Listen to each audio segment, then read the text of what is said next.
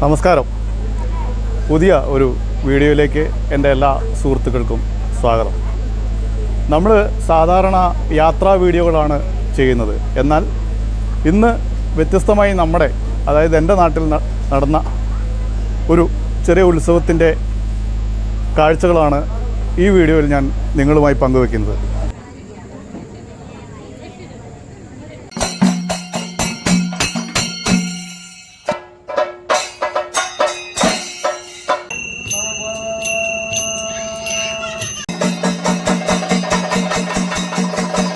കീഴ്പള്ളിയിലെ പാലേരിഞ്ഞാൽ ശ്രീ ഭദ്രകാളി ക്ഷേത്രം ഒരു കാലഘട്ടത്തിൽ വളരെ ഉത്സവങ്ങളൊക്കെ പൊതുവെ നടക്കാറുള്ളതാണ്. എന്നാൽ കളമെഴുത്തും പാട്ടും എന്ന ഒരു ആചാരം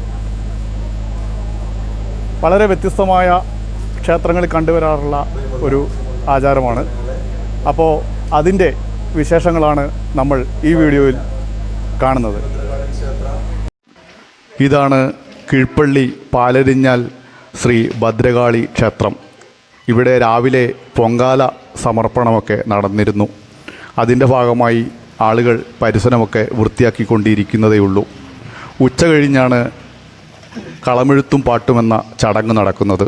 ഇവിടെ കളം വരയ്ക്കൽ ചടങ്ങാണ് നടക്കുന്നത്. വിവിധ വർണ്ണങ്ങളായി ഉപയോഗിക്കുന്നത് മഞ്ഞൾപ്പൊടിയും അരിപ്പൊടിയും ഉമ്മിക്കരിയും അതുപോലെ തന്നെ ചുണ്ണാമ്പും ഇലപ്പൊടിയുമൊക്കെയാണ്. അതൊക്കെ ചേർത്തുകൊണ്ടാണ് ഇവിടെ ഈ വിവിധ വർണ്ണങ്ങളിലുള്ള കളം വരയ്ക്കുന്നത്. അതിന് അവകാശപ്പെട്ടവരാണ് അത് ചെയ്തുകൊണ്ടിരിക്കുന്നത്. വൈകുന്നേരത്തോടുകൂടി ദീപാരാധനയ്ക്ക് ശേഷമാണ് കളമെഴുത്തും പാട്ടും ആരംഭിക്കുന്നത്.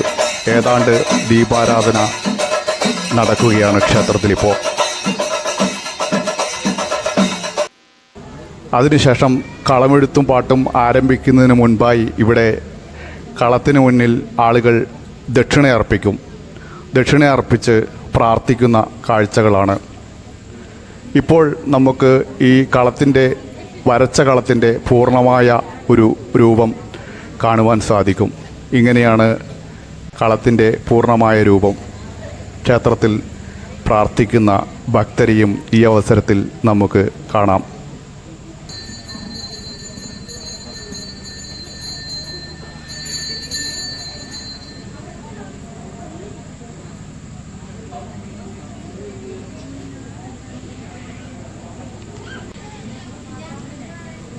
ഇതാണ് കളമെഴുത്തും പാട്ടിൻ്റെയും ഭാഗമായിട്ടുള്ള ദേവിയുടെ ചിത്രം വരച്ചിരിക്കുന്ന കാഴ്ച.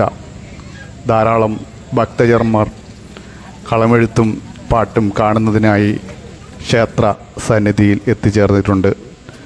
ക്ഷേത്രം പ്രസിഡന്റ് കണക്ക് കൂട്ടുന്ന തിരക്കിലാണ്.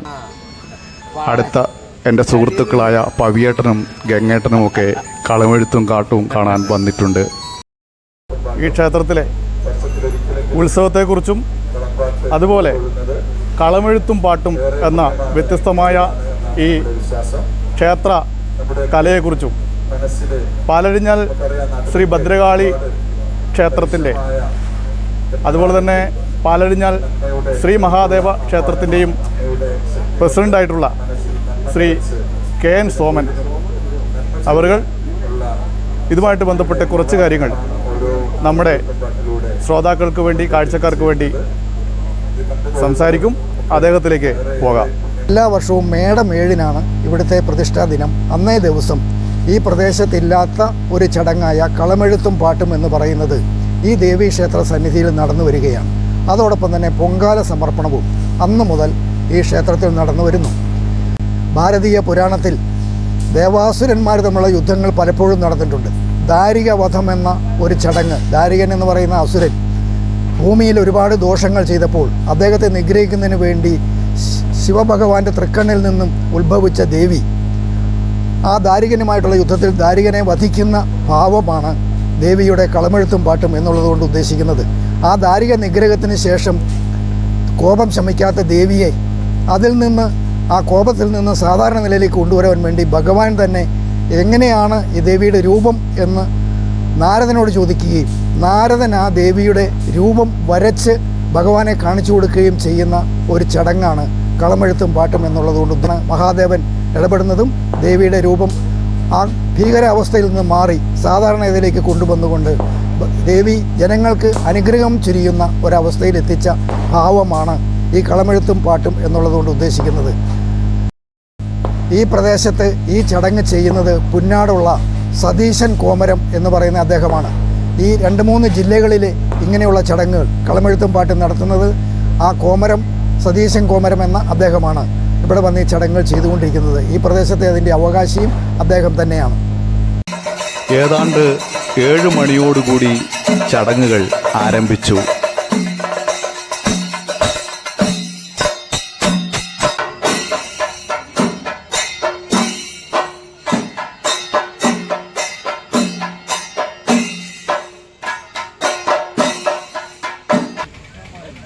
എൻ്റെ സുഹൃത്തുക്കളെയും ഈ അവസരത്തിൽ കാണാം. ആദ്യമായി ക്ഷേത്രത്തിന് കോമരം വാളുമായി വലം വയ്ക്കുകയാണ് ചെയ്യുന്നത്. ക്ഷേത്രത്തെ കോമരം 3 പ്രാവശ്യം വലം വയ്ക്കും.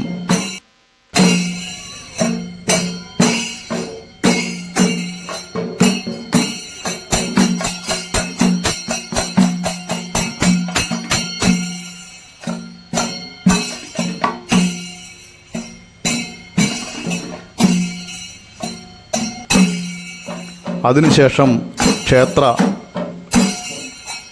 മുന്നിലായി ദേവിയോട് അനുവാദം ചോദിച്ച് തുള്ളൽ ആരംഭിക്കുകയായി.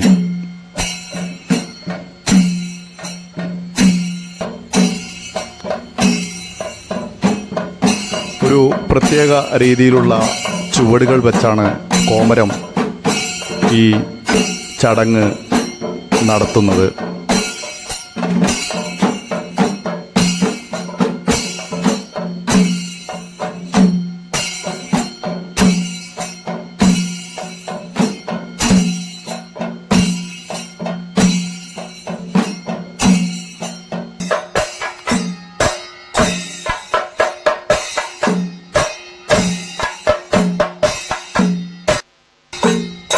ഒരിക്കൽ കൂടി ക്ഷേത്രത്തെ കോമരവും അതിനോടനുബന്ധിച്ച വാദ്യമേളക്കാരും 3 പ്രാവശ്യം കൂടി വലം വയ്ക്കും.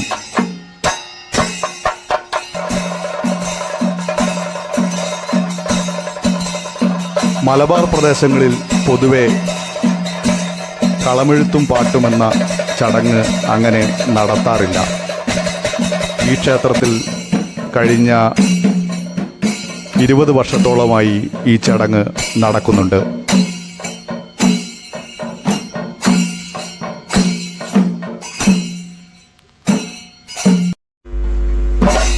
ക്ഷേത്രത്തിന് തൊട്ടുമുന്നിൽ നിന്നും മാറി ഇപ്പോൾ കോമരം എത്തിയിരിക്കുന്നത് കളത്തിന് അടുത്തേക്കാണ്. അവിടെ വരച്ചിരിക്കുന്ന ദേവിയുടെ രൂപത്തിന് ചുറ്റുമായി കോമരം തുള്ളിക്കൊണ്ട് വലം വയ്ക്കുന്നു. കൂടെ പള്ളിവാളും കയ്യിലേന്തിയിട്ടുണ്ട്.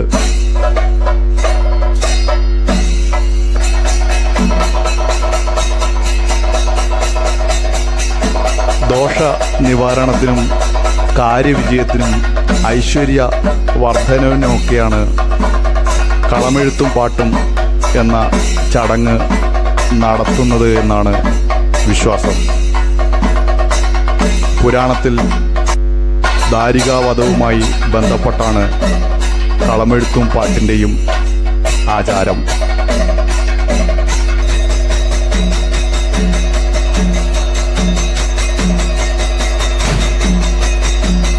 കോമരം ഭക്തി നിർഭരമായി തുള്ളിക്കൊണ്ട് നീങ്ങുന്ന കാഴ്ച.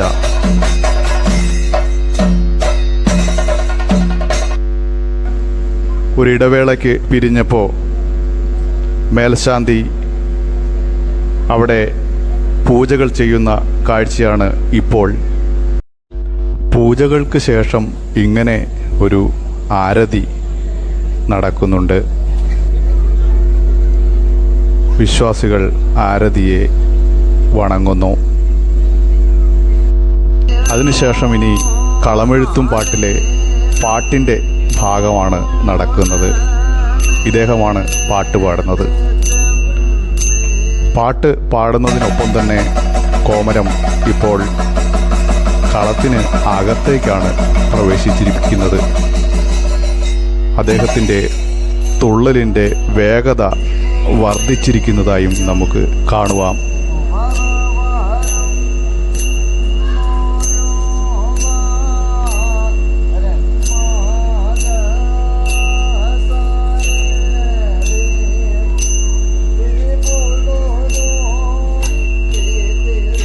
ഇതൊക്കെ ദ്വാരകാവധത്തിൻ്റെ ഭാഗമായിട്ടുള്ള കഥകളാണ് പാട്ടിലൂടെ ആവർത്തിച്ചുകൊണ്ടിരിക്കുന്നത്.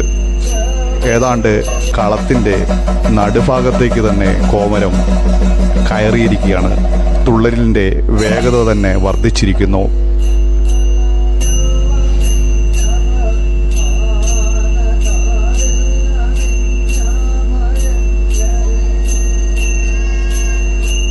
കോമരം ഇപ്പോൾ അവിടെയുള്ള തോരണങ്ങളെല്ലാം തന്നെ വലിച്ചു പറിച്ച് കളത്തിലേക്ക് ഇടുന്ന കാഴ്ചയാണ്.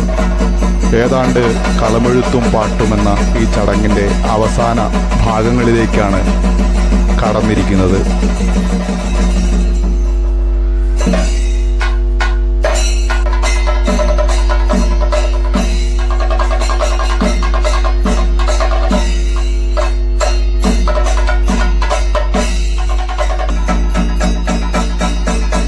പുരാണത്തിൽ ദേവി ദ്വാരകനെ വധിക്കുന്ന ഭാഗത്തേക്കാണ് കളമെഴുത്തും പാട്ടിൻ്റെ ഈ ഭാഗം എത്തിക്കൊണ്ടിരിക്കുന്നത്.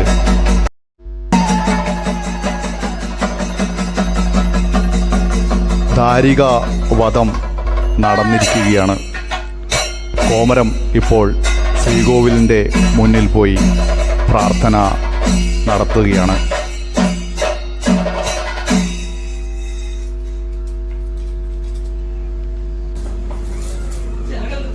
ഇതാണ് ഇപ്പോൾ ഈ കളത്തിൻ്റെ കാഴ്ച. മുഴുവൻ അലങ്കോലമാക്കിയിരിക്കുന്നു. ഇപ്പോൾ കോമരം കണ്ട നാട്ടുകാരോടും ഭക്തജനങ്ങളോടും മുഴുവൻ നന്ദി പറയുന്ന അവസരമാണ്. നന്ദി പറഞ്ഞതിന് ശേഷം ക്ഷേത്രത്തിൽ പോയി ദേവിയോട് നന്ദി അർപ്പിച്ച് പള്ളിവാൾ അവിടെ സ്ഥാപിച്ച് ഇന്നത്തെ ഈ കളമെഴുത്തും പാട്ടും ചടങ്ങ് അവസാനിപ്പിക്കുകയാണ്. അതിനുശേഷം കളമെഴുത്തും പാട്ടിൻ്റെയും ആയിട്ടുള്ള പ്രസാദം ഭക്തജനങ്ങൾക്ക് അദ്ദേഹം തന്നെ വിതരണം ചെയ്യുകയാണ്.